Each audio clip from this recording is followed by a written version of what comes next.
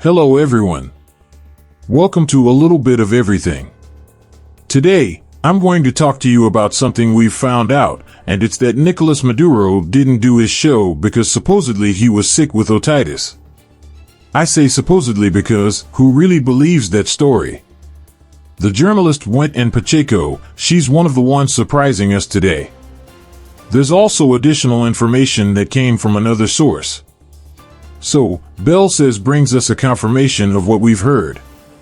It seems that in Miraflores, there was apparently a clash, a fight between Maduro and Diosdado Cabello.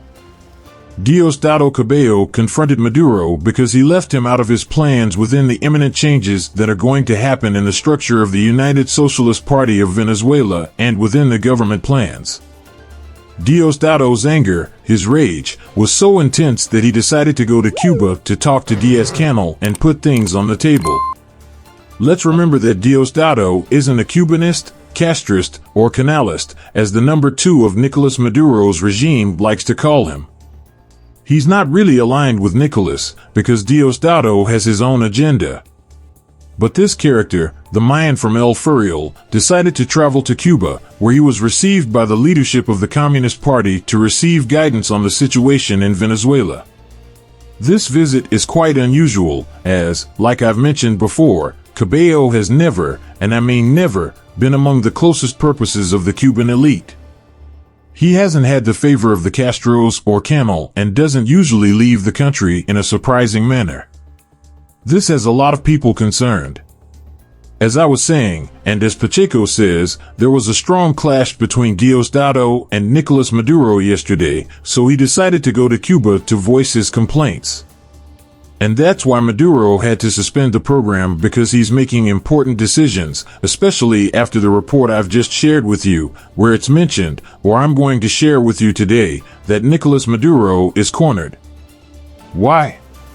Because, according to what's happening, the United States, not the White House, but the intelligence departments of the United States, have obtained a lot of information linking Nicolas Maduro to Silvia Flores, the sons of Cecilia, Padrino, and many others. Well, it's in the video. The video is quite long because it mentions people linked to the cartel of the Sons. And, according to the analysis of the report, it's mentioned that Nicolas Maduro has been an accomplice in smuggling 250 tons of Neva sugar into the United States. And not just Neva sugar, they're also producing these little pills that enhance libido, yes, you know, that generate certain pleasure in sexual acts, but also make people trip and give them wings. Well, I can't explain more. So, I hope you understand. And this is causing problems. Because, I repeat, even though the White House doesn't have military intentions, these reports are putting them in a tight spot. And figures like Helios Abrams are questioning the White House for not wanting to do anything, despite having evidence stacked upon evidence. It's also said that Puello Carvajal might be talking, but Maduro's internal problems are strong. They are strong. So much so that his mega program, Maduro Plus, ended up without his presence. And the tall tale of otitis is not believed by anyone, not even Tarzan's mother. Curious that he gave it a title. And curious that the other one goes to Cuba to seek advice from the communist movement. Ladies and gentlemen, pay attention, see what social media says about what I'm informing you. Gil, the engineer Gil, says, otitis is the result of all the extended motherly curses over time. He says it jokingly.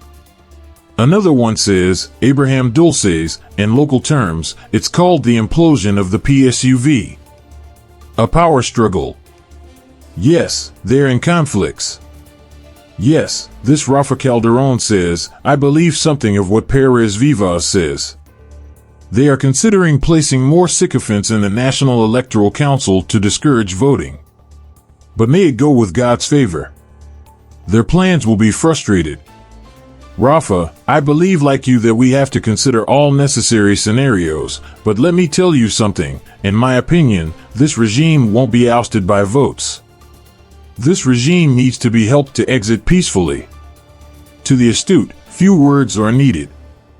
Ormelia51 says, the only place Cabello can travel to when he's in dire straits is to go to the witches.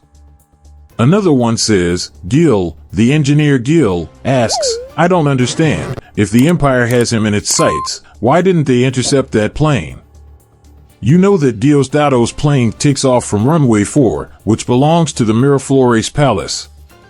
And that's where high-ranking officials depart from.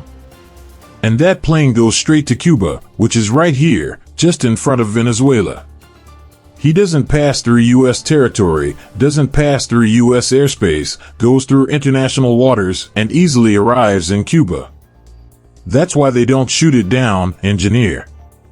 Angeli Hernandez says, and if they offer him so much money, why don't they capture him?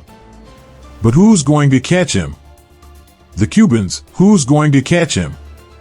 Another one says, Gerardo Silva is around. Hopefully, they'll make use of claiming the 10 million. And he's going to claim it. If he goes from Caracas to Cuba, from Cuba to Caracas.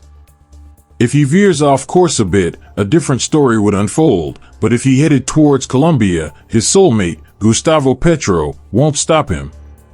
Well, gentlemen and ladies, what's happening is a bit of everything.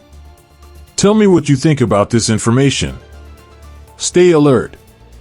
If you haven't subscribed to the channel, do so, because I'll keep you updated on this news. Something is going to explode, be vigilant, because something significant will happen within the regime. Don't be surprised, something big will happen within the regime in a matter of days or hours.